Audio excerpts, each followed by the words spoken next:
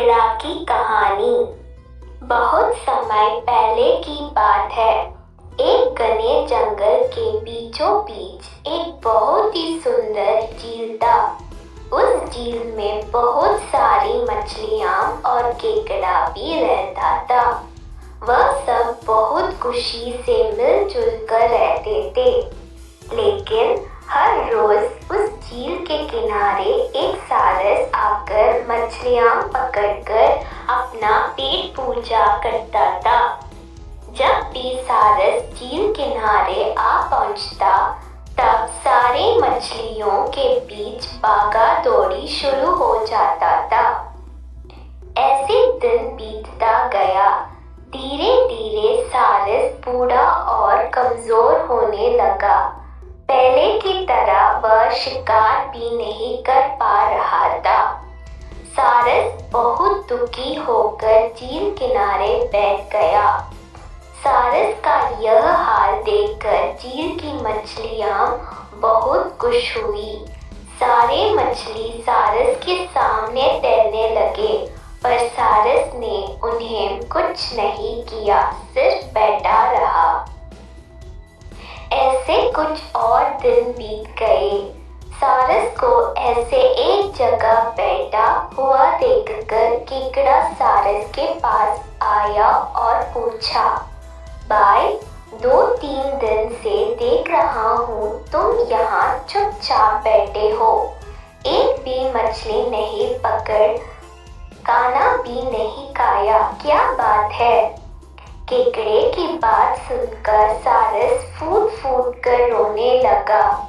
सारस ने कहा, क्या बताइए दोस्त, मैं बहुत ही दुखी हूँ। कुछ दिन पहले एक ज्योतिषी ने मुझे एक बात बताया कि बहुत ही जल्दी यह झील सूखने वाला है। बिना पानी के तुम सब कैसे जी पाओगे? तुम सब मर जाओगे। तुम लोगों की मुझे बहुत चिंता हो रहा है, इसलिए मैंने खाना पीना छोड़ दिया।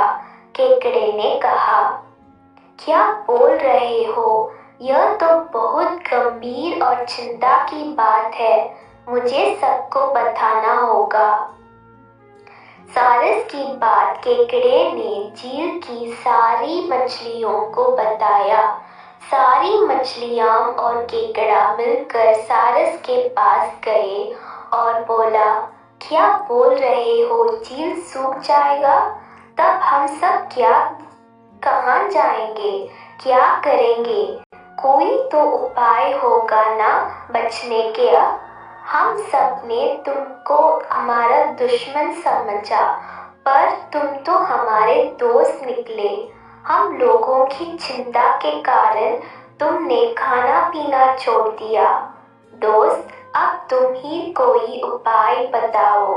सारस ने कहा, अच्छा लगा सुनकर कि तुम सबने मुझे दोस्त माना है। एक उपाय है, कुछ ही दूर पर एक तालाब है।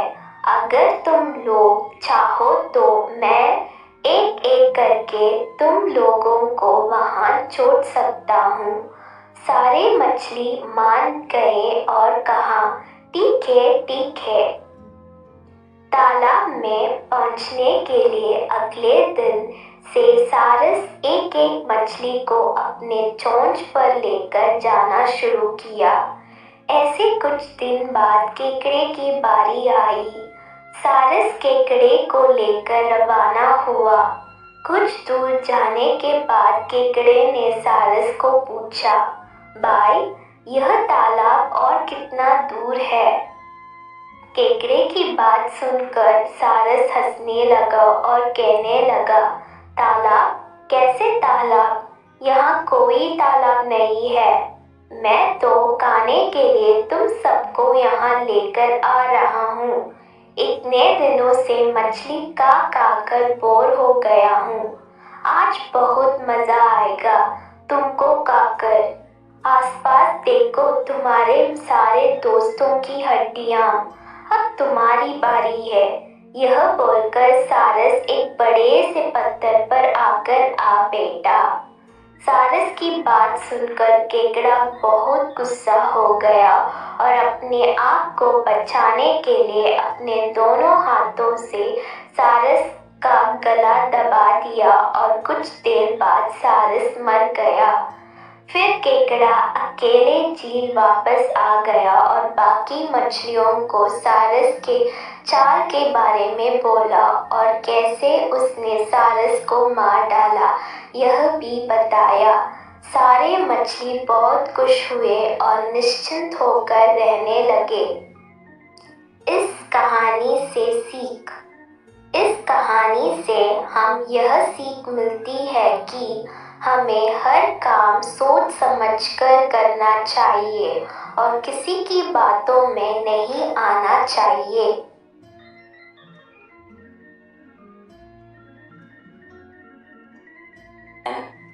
Story of Stork and Crab. Long time ago, there was a very beautiful lake in the middle of a dense forest.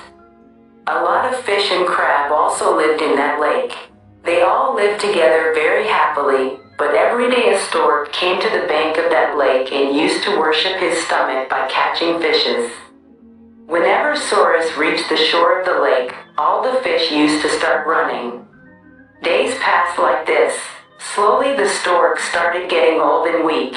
He was not even able to hunt like before. The stork was very sad and sat on the bank of the lake. The fishes of the lake were very happy to see this condition of the stork. All the fish started swimming in front of the stork, but the stork didn't do anything to them, just kept eating. Few more days passed like this. Seeing the stork sitting in such a place, the crab came to the stork and asked, "Brother, I see you have been sitting here silently for 2-3 days, haven't caught a single fish, haven't even eaten food. What's the matter?" The crane started crying bitterly after listening to the crane. The crane said, "What to tell, friend?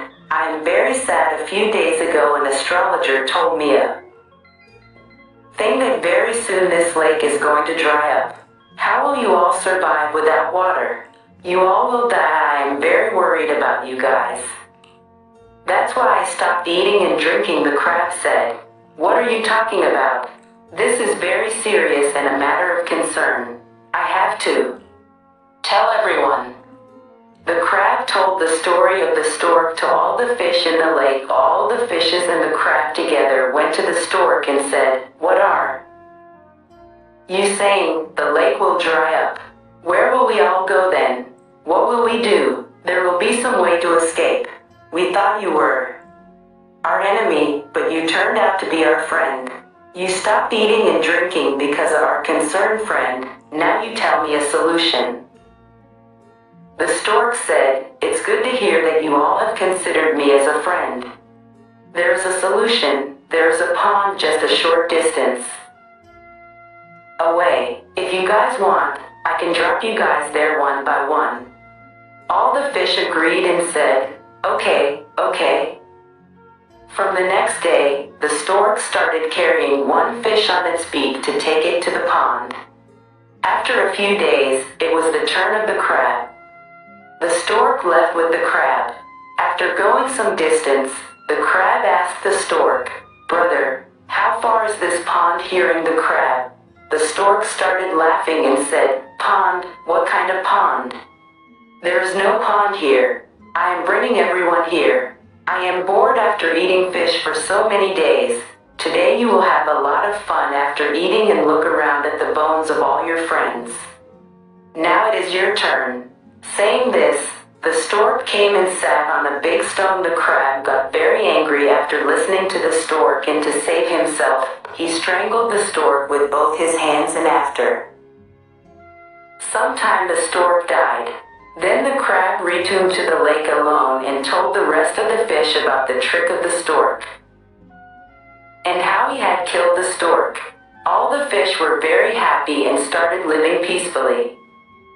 Learning from this story, we learn from this story that we should do everything carefully and should not get involved in anyone's words.